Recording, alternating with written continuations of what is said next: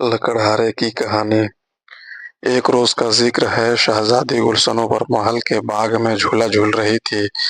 उसकी देखभाल करने वाले कनीज़ें भी उसके साथ थीं। मलिका और बादशाह भी वहीं थे और एक तख्त पर बैठे एक दूसरे से बातें कर रहे थे। शहजादी को बाग में झूला झूलना बहुत अच्छा लगता था।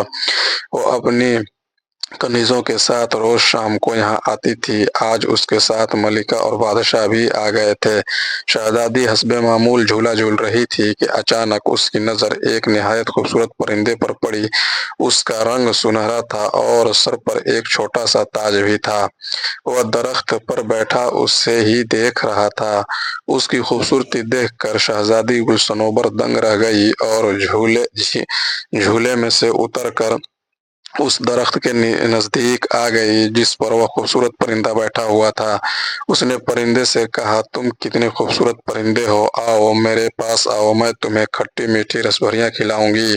उसकी बात सुनकर परिंदे ने कहा, मेरा दिल तो चाहता है कि तुम जैसी अच्छी और खुश अखलाक लड़की के साथ कुछ देर बैठकर बातें करूं और खट्टी मीठी रसभरियां खाऊं, मगर मैं तो नगर नगर की सैर करने निकला हूं, इसलिए चलता हूँ। यह कहकर उसने अपने पर फड़फड़ाए और उड़ गया। शहजादी गुलसनोबर को बहुत हैरत हुई कि वह खूबसूरत परिंदा इंसानों की तरह बातें करता था। वो भागकर बादशाह के पास आई और बोली, अब्बा हुजूर, मुझे वो बोलने वाला परिंदा चाहिए, अभी इसी वक्त। पहले तो बादशाह की समझ में कुछ नहीं आया शहजादी सनोबर क्या कह रही है, मगर जब कनीजों ने बताया कि दरख्त पर एक सुनहरी परिंदा आकर बैठा था और इंसानी जुबान में कुछ कह रहा था, तो बादशाह ने कहा, बेटी, मैंने कहानियों में तो सुना है कि परिस्तान में कुछ ऐसे परिंदे भी होते हैं जो इंसानों की तरह बातें करते हैं। वो परिंदा परिस्तान से ही आया होगा, हो सकता है वो कल फिर आए। अगले रोज शहजादी सनोबर इंतजार ही करती रही, मगर वह परिंदा दोबारा वहां नहीं आया।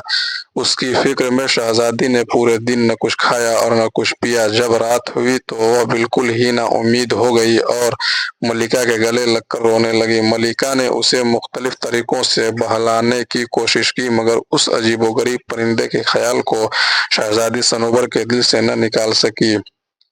अपनी चहेती बेटी की उदासी देखकर बादशाह भी परेशान हो गया था। उसने बहुत सारे खिलौने मंगवा कर शहजादी गुलसनोबर को दिए, मगर उसने उन खिलौनों की तरफ आंख उठाकर भी नहीं देखा। जब 2-3 रोज इसी तरह गुजर गए तो मलिका और बादशाह की तशवीश में इजाफा हो गया। शहजादी गुलसनोबर इन चंद रोजों में निहायत कमजोर हो गई थी। उन्हें यह डर था कि वो कहीं बीमार न पड़ जाए। बादशाह के जहन में एक ख्याल आया। उसने सोचा कि वह शहजादी के साथ परिस्तान जाकर उस परिंदे को तलाश करके अपने साथ लाए ताकि उसे पाकर वह खुश हो जाए।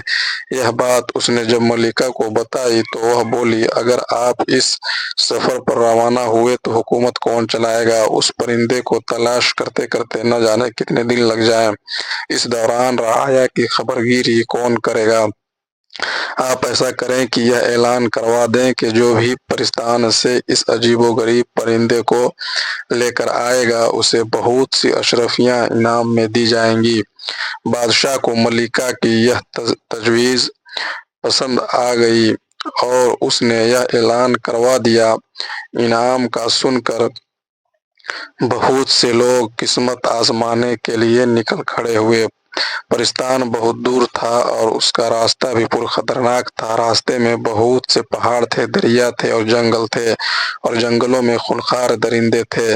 बहुत से लोग ऊंचे ऊंचे पहाड़ों पर न चढ़ सके, बाज दरिया को अबूर न कर सके। कुछ लोग जंगल में दरिंदों को देखकर हिम्मत हार बैठे। गर्ज ये कि कोई भी परिस्तान से उस परिंदे को लेकर न आ सका। एक रोज 2 नौजवान बादशाह से मिलने महल आए और बादशाह से परिस्तान जाने की इजाजत तलब की ताकि वहां से उस परिंदे को ढूंढ कर ला सके। बादशाह ने उन्हें इजाजत दे दी और ताकीद की कि वह उस परिंदे को लेकर जल्द से जल्द आने की कोशिश करे, क्योंकि शहजादी गुलसनोबर की हालत दिन ब दिन बिगड़ती जा रही थी। दोनों नौजवान अपने अपने घोड़ों पर सवार होकर उस पुरखतर सफर पर रवाना हो गए। उनमें से एक का नाम शहरयार था और वह एक लकड़हारे का बेटा था, और दूसरे नौजवान का नाम सलीम था और उसका बाप रेशमी कपड़ों का ताजीर था। सलीम चूंकि एक दौलतमंद ताजीर का बेटा था, इसलिए उसमें बहुत गुरूर था। उसने शहरयार से कहा, तुम जाकर अपने बाप के साथ जंगलों में लकड़ियां काटो और उन्हें गधे पर लाद कर शहर में बेचो। तुम कहाँ पड़ गए इन चक्करों में?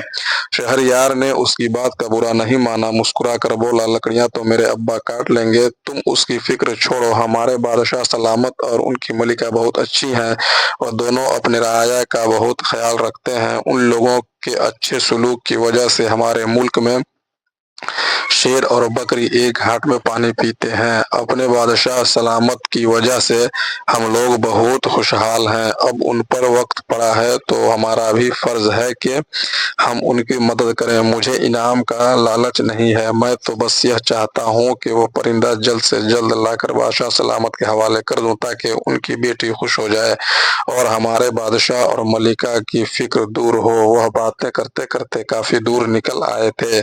इस वक्त वह एक मैदान में थे जिसमें कहीं कहीं बड़े बड़े दरख्त भी नजर आ रहे थे। एक दरख्त के नीचे उन्होंने एक बूढ़ी औरत और उसके शौहर को देखा। शहरयार और सलीम को आता देखकर बूढ़ा शख्स खड़ा हो गया और उन्हें रोकने का इशारा किया। वह बूढ़े शख्स, तेरा दिमाग खराब है जो हमारा रास्ता रोक रहा है, सलीम ने निहायत ही गुस्से से कहा और घोड़े पर बैठे बैठे झुककर एक हाथ से धक्का देकर बूढ़े को एक तरफ हटा दिया और घोड़ा भागाता हुआ आगे निकल गया। बेचारा बूढ़ा जमीन पर गिर पड़ा। उसे गिरता देखकर उसकी बीवी चीख चीख कर दहाइयां देने लगी और उसे जमीन देने लगी।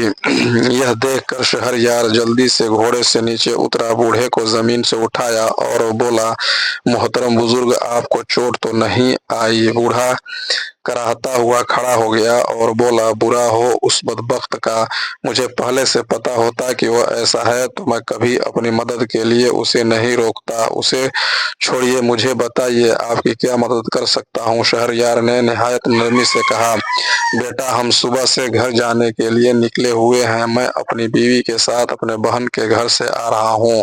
हमारा गांव यहाँ से चंद कोस के फासले पर है।